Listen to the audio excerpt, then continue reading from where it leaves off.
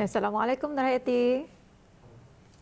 Waalaikumsalam warahmatullahi wabarakatuh. Selamat pagi Datuk Iskandar, Nurhayatul. Ya, selamat pagi. Jadi Nurhayati, di sini kami ada dua soalan.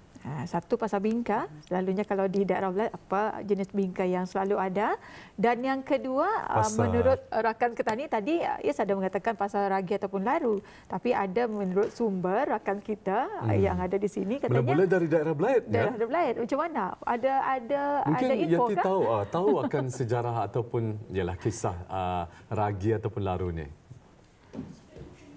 Rasanya kalau secara terperincilah, kalau secara terperincinya anda pulang kurang mengetahui di mana asal usulnya, tapi memang kegunaan ragian ni ataupun laruan ni dibuat untuk membuat tapai ni. Pernah jua dulu perlindungan membuat melit di depan mata. Ya tak, macam di sana tak mula belajar macam mana pembuatan tapai menggunakan laruan ni. And ada juga pantang larangnya ni. Betul. Bila kita ni berhadapan dengan bahan-bahan utama ni. Betul sekali. Ya. Jadi maknanya Yati pandai dalam buat tapai ya. InsyaAllah boleh cuba juga.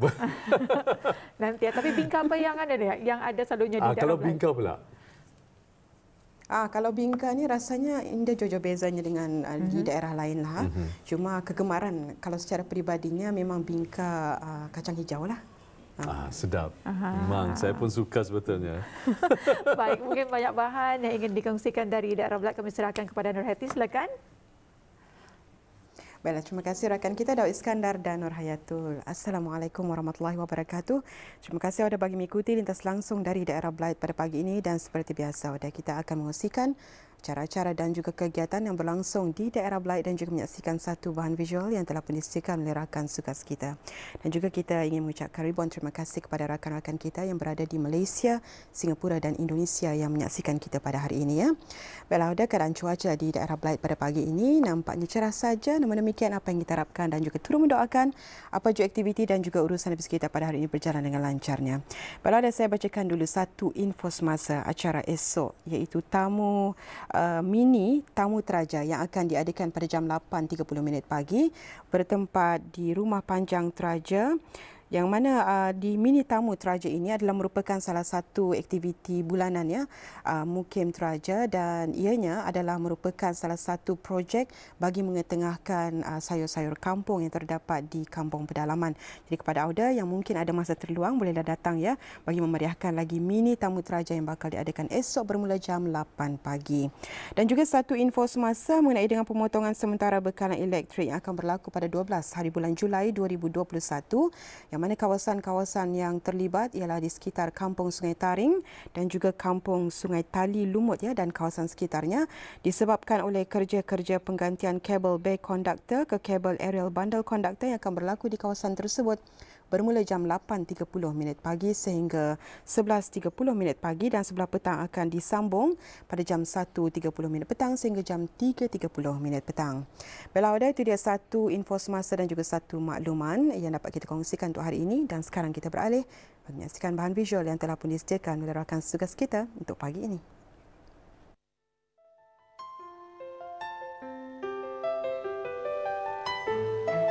Setiap orang dikurniakan kelebihan, kebolehan, kemahiran atau bakat semula jadi yang tersendiri. Ianya terpulang kepada individu tersebut bagaimana hendak menggunakan bakat yang ada, sama ada untuk diri sendiri maupun untuk orang lain.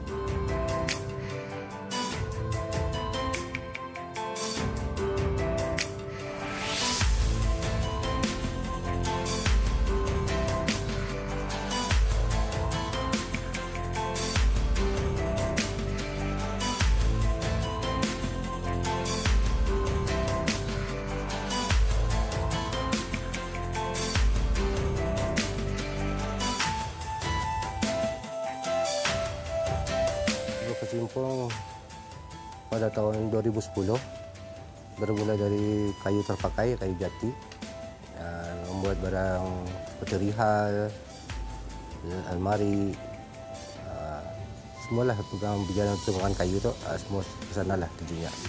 Jadi sebenarnya dari mana BIS kita memperolehi idea itu sebenarnya? Idea tu sebenarnya saya seorang dulu bertukang sebagai bagian basi, jadi lari pindah ke kayu. Idea tu dari media massa lah. Masa ni banyak kami di NASA dari melihat ambil dari idea di sana. Apa yang pasti, dalam usaha untuk menghasilkan satu kraft atau pertukangan, seseorang itu perlu ada bakat dan juga kepakaran yang khusus. Tidak semua individu mampu menghasilkan pelbagai hiasan yang unik dan cantik tanpa adanya kesabaran yang tinggi, ilmu dan teknik yang tepat. Kayu sering menjadi pilihan untuk hiasan. Terdapat keunikan dan nilai estetika yang ada pada bahan ini. Direka bentuk semula oleh mereka atau pengusaha kraf kayu mengikut kreativiti dalam menghasilkan sesuatu yang cantik dan unik.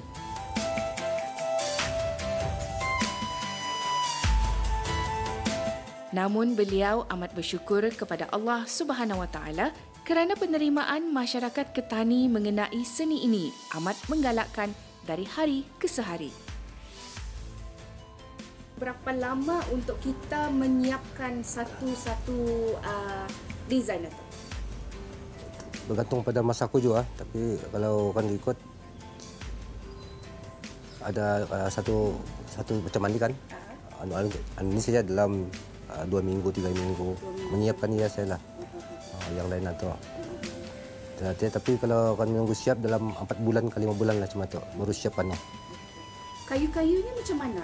Ini yang jenis macam mana ni dari kayu jenis apa ni kita buat? Ini dari meranti ni, kayu dari meranti dari kilang. Dari kilang. Kalau macam malu dari tu ada kayu jati. Ada kayu jati juga.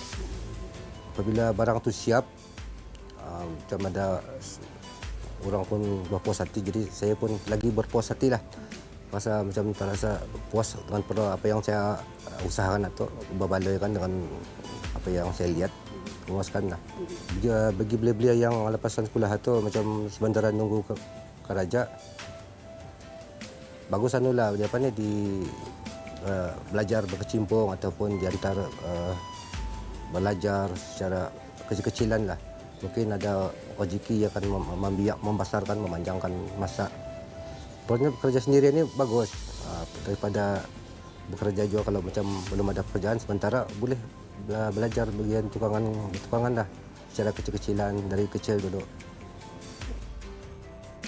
Anugerah keistimewaan yang diberikan itu terserah kepada kita sama ada mahu digunakan untuk ke arah kebaikan ataupun sebaliknya. Ianya adalah di atas keputusan serta tanggungjawab diri sendiri. Sesetengah orang diberi anugerah keistimewaan dengan bakat serta idea kreatif dan unik yang mampu mereka cipta sesuatu benda atau karya seni yang unik dan menarik. Kehebatan hasil ciptaan mereka ini selalunya berjaya menarik perhatian ramai melalui ciptaan yang agak luar biasa dan terserlah keunikannya. Melalui hasil ciptaan dan karya hebat mereka ini, ianya menjadi tarikan buat orang lain untuk mengikuti mahupun memiliki setiap apa jua yang dihasilkan oleh mereka.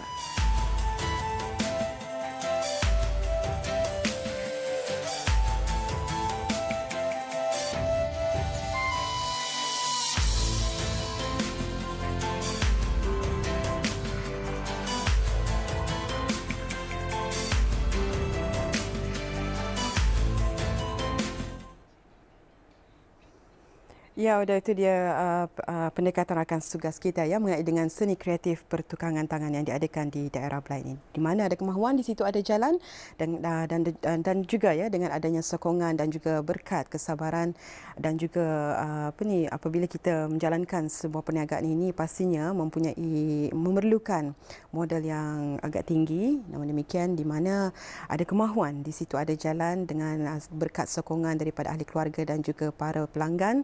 insya-Allah apa jua jenis perniagaan akan membuahkan satu hasil yang lumayan ya. Baiklah Auda, nampaknya itu saja yang dapat kita kongsikan untuk hari ini. Insya-Allah dari masa ke semasa kita akan sampaikan kepada Auda cara-cara dan juga kegiatan yang berlangsung di daerah Belait dan juga menyaksikan bahan visual bersama dengan penerbit-penerbit kita yang lain juga ya. Kita kembali semula bersama dengan Daud Iskandar dan Nur Hayatul. Silakan.